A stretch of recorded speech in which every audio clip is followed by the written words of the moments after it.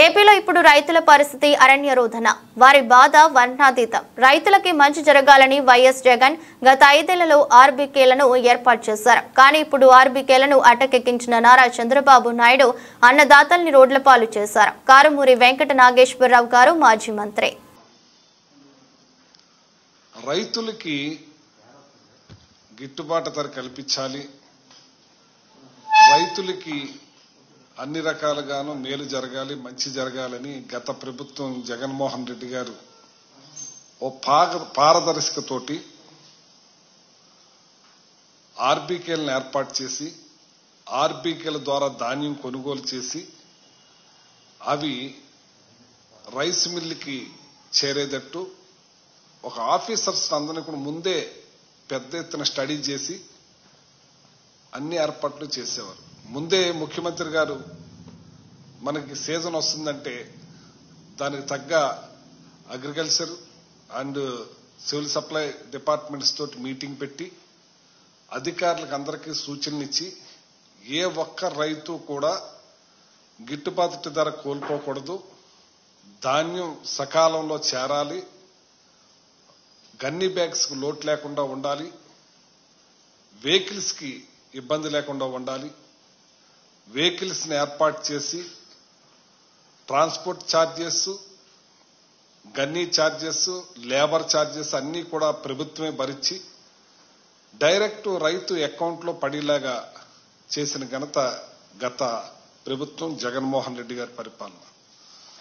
ఒక ఎగ్జాంపుల్ చూడండి, అంతకుముందు 5 సంవత్సరాలు చంద్రబాబు నాయుడు గారి పరిపాలనలో 17,94,000 మంది రైతుల వద్ద నుండి 2,65,00,000 మెట్రిక్ టన్నుల ధాన్యం కొనుగోలు చేసి 40,236 కోట్లు చెల్లించారు. అంటే చూడండి, 17,94,000 మంది రైతులు గత 2014 టు 2019.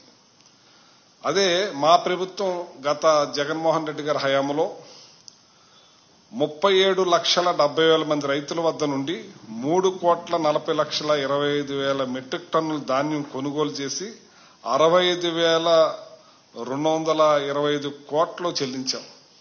అంటే డబల్, రైతులు కూడా డబుల్. ఇప్పుడు రైతులు ఎంత తేడా ఇది మీకు చెప్పుకొస్తున్నానంటే, గత ప్రభుత్వం ఒక పారదర్శకంగా ఈ క్రాప్ ని నమోదు చేసి ఆ ఈ క్రాప్ ద్వారా కారుమూరి నాగేశ్వరరావు ఎన్ని ఎకరాలు వేశారు అనేది అన్ని లెక్కలు తీసుకుని ఆ లెక్కల ప్రకారంగా ఇన్ని వేల ఎకరాలు, ఇన్ని కోట్ల ఎకరాలని లెక్కల్లో ఉండి ఇవాళ ఈ క్రాప్ అన్నది లేదు, ఈ క్రాప్ అన్నది చేయలేదు, ఇన్సూరెన్స్ ఎలాగ చేయలేదు, కనీసం వాళ్ళు ఇస్తానన్న 20,000 రైతు భరోసాకు కూడా ఇవ్వలేదు.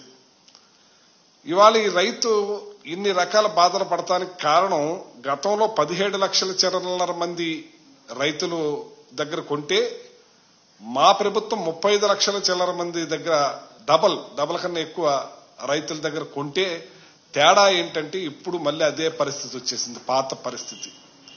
ఇవాళ రైతులు దళారీకి అమ్ముకునే పరిస్థితికి వచ్చేశారు. దళారీ, రైస్ మిల్లర్, కుమ్మక్కై.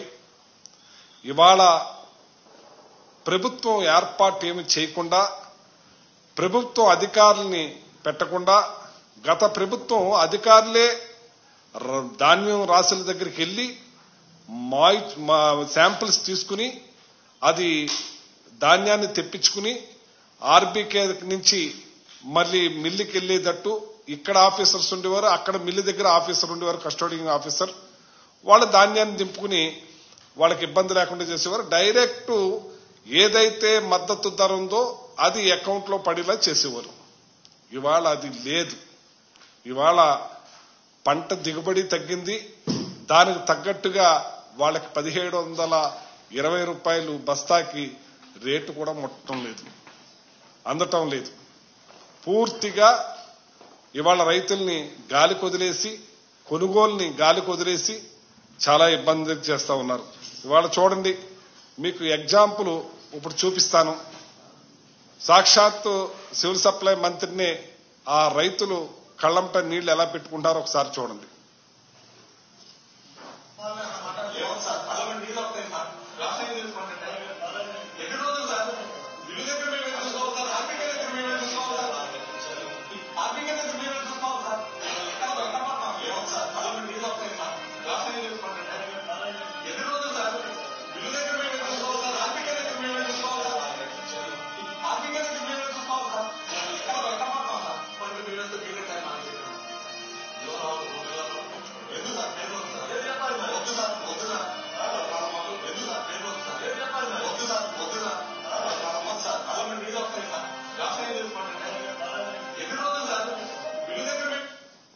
ఇది పరిస్థితి.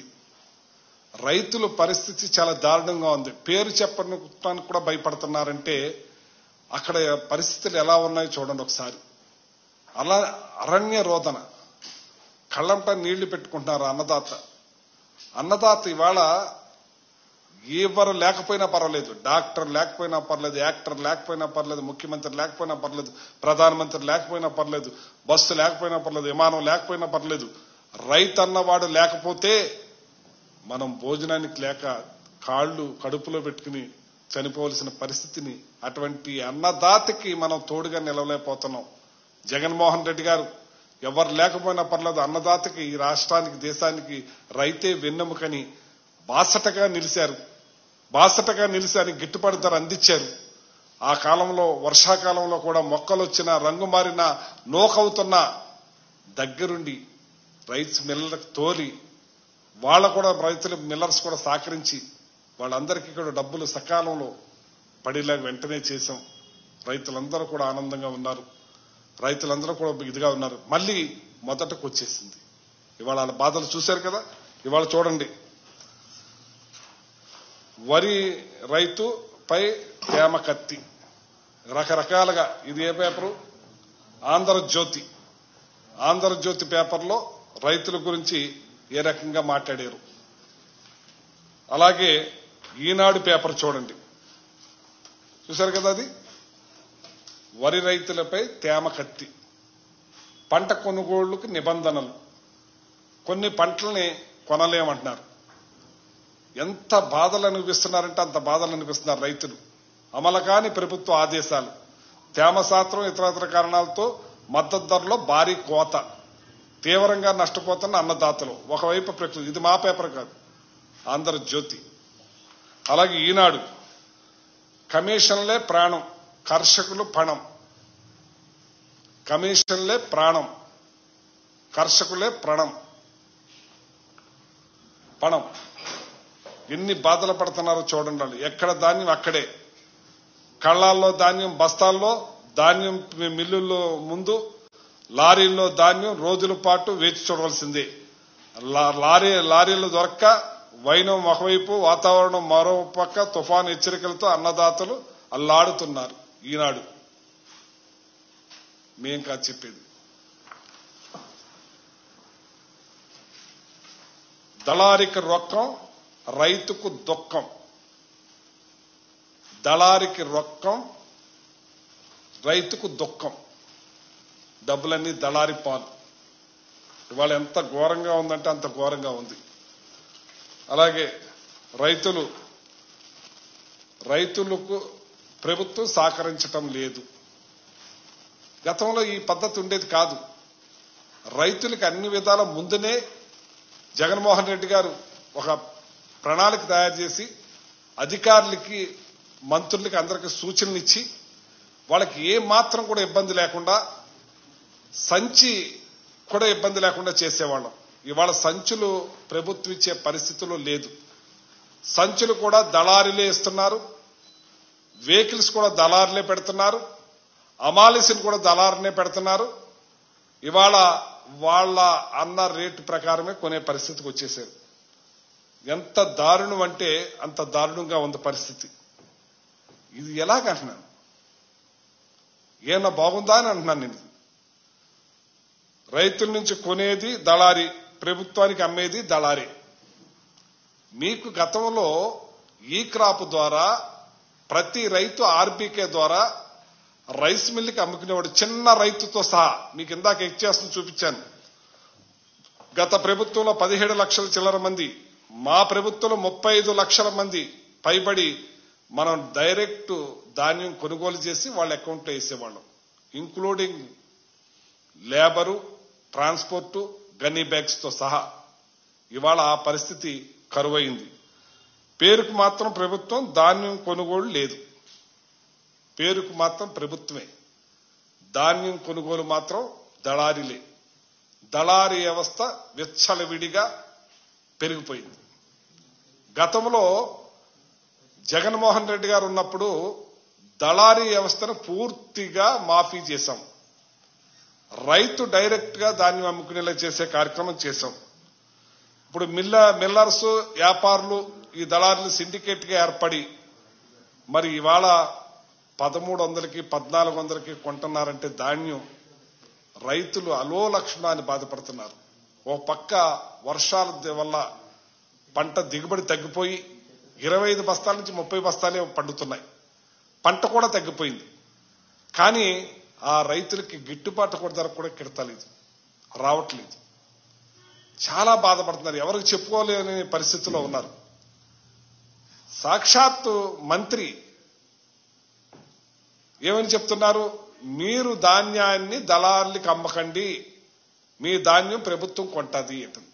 ప్రభుత్వం కొంటాకి మీరు ఏ రకమైన ప్రణాళిక తయారు చేశారు? ప్రభుత్వం ఏమి ఏర్పాట్లు చేశారు? మీరు ఇంతకుముందు ట్రాన్స్పోర్ట్ పెట్టేవాళ్ళం, గన్నీ బ్యాగ్స్ ఇచ్చేవాళ్ళం, వాళ్ళకి అమాలి ఇచ్చేవాళ్ళం. మా అధికారుల దగ్గరుండే అప్పుడు శాంపిల్స్ తీసుకుని మళ్ళీ అక్కడి నుంచి మిల్లుకి పంపించే ఏర్పాట్లు కూడా ఆర్బీకే ద్వారా జరిగాయి. అవన్నీ కూడా లేవు కదా. ఇప్పుడు ఎవరికి అమ్ముకోవాలో తెలియని పరిస్థితి, ఎక్కడ అమ్ముకోవాలో తెలియని పరిస్థితి. దళారుల చేతిలో పడి మోసపోతా ఉన్నారు, అన్యాయం అయిపోతా ఉన్నారు. గ్రామాల్లో ధాన్యం బస్తాలు పెట్టేందుకు కూలీలు దొరకని పరిస్థితి. ముందుగానే హమాలీల్ని ఈ దళారీలు గుప్పిట్లో పెట్టుకుంటున్నారు. కనీసం ఇతను ఆర్బీకి గవర్నమెంట్ ద్వారా పంపించుకుందామని నేను ఏర్పాటు చేసుకుందామంటే అతనికి ట్రాన్స్పోర్ట్ దొరికే పరిస్థితి లేదు, హమాలీ దొరికే పరిస్థితి లేదు, గన్నీ బ్యాగ్స్ కూడా దొరకని పరిస్థితి కొలకుంది.